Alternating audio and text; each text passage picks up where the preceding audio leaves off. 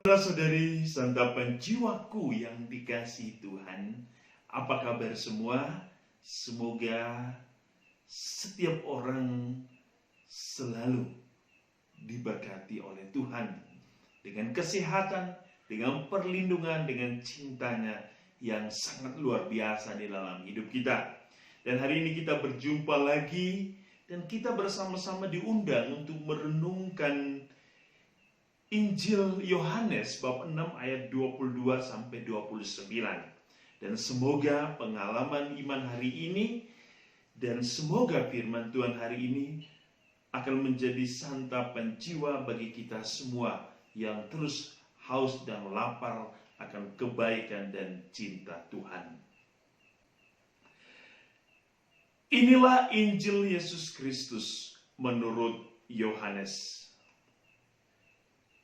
Pada keesokan harinya orang banyak yang masih tinggal di seberang melihat bahwa di situ tidak ada perahu selain daripada yang satu tadi, dan bahwa Yesus tidak turut naik ke perahu itu bersama-sama dengan murid-muridnya, dan bahwa murid-muridnya saja yang berangkat. Tetapi sementara itu beberapa perahu lain datang dari Tiberias dekat ke tempat mereka makan roti sesudah Tuhan mengucapkan syukur atasnya. Ketika orang banyak melihat bahwa Yesus tidak ada di situ dan murid-muridnya juga tidak, mereka naik ke perahu-perahu itu lalu berangkat ke Kapernaum untuk mencari Yesus. Ketika orang banyak menemukan Yesus di seberang laut itu, mereka berkata kepadanya, "Rabi, bila mana engkau tiba di sini?"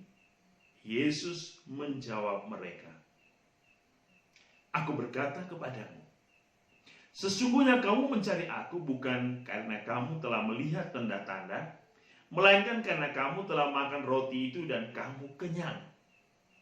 Bekerjalah bukan untuk makanan yang akan dapat binasa, melainkan untuk makanan yang bertahan sampai kepada hidup yang kekal, yang akan diberikan Anak Manusia kepadamu. Sebab dialah yang disahkan oleh Bapa, Allah dengan meterainya." Lalu kata mereka kepadanya, "Apakah yang harus kami perbuat supaya kami mengerjakan pekerjaan yang dikehendaki Allah?" Jawab Yesus kepada mereka, "Inilah pekerjaan yang dikehendaki Allah, yaitu hendaklah kamu percaya kepada Dia yang diutus Allah."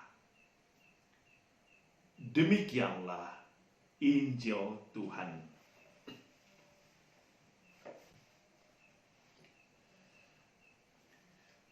Saudara-saudari, santapan jiwaku yang dikasihi Tuhan, setiap orang pasti mempunyai suatu harapan, satu keinginan, satu kerinduan untuk berjumpa dengan Allah. Siapapun dia, dalam situasi apapun, orang akan mencari Allah dalam satu kerinduan dengan satu intensi tertentu. Jikalau kita bertanya pada diri kita sendiri, apa intensi kita, apa niat kita, apa motivasi kita ketika kita datang mencari Allah? Apakah kita mencari Allah karena kita lagi susah? Lalu ketika kita sedang bahagia, Allah dilupakan. Apakah kita mencari Allah karena Allah menjadi satu harapan hidup kita?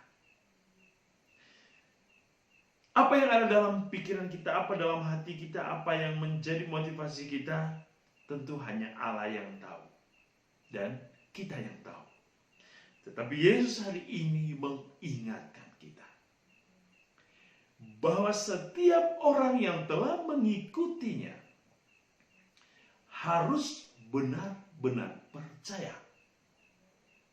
Percaya berarti melakukan apa yang dikehendaki Allah. Percaya berarti melakukan apa yang dikehendaki Allah. Percaya bukan sekedar hanya ikut-ikutan. Percaya adalah suatu kehendak hati, niat hati, dari suatu kesadaran bahwa saya ingin datang mencari Yesus dan ingin melakukan kehendaknya, dan hidupku hanya bagi Allah sendiri. Itulah percaya. Percaya mengakui Allah dengan mulut dan mewujudkan pengakuan itu di dalam kehidupan yang nyata. Dan itulah kalau kita mengingat apa yang dikatakan Santo Yakobus, iman kalau tanpa perbuatan itu adalah mati.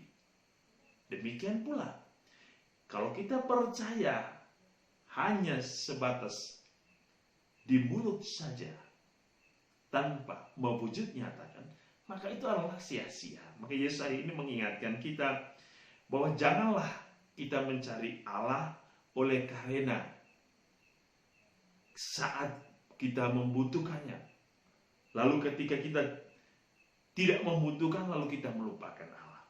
Kapanpun, dalam situasi apapun, dalam kondisi apapun, suka dan duka, pahit dan manis, bahagia dan sedih, Allah akan selalu ada dalam diri kita.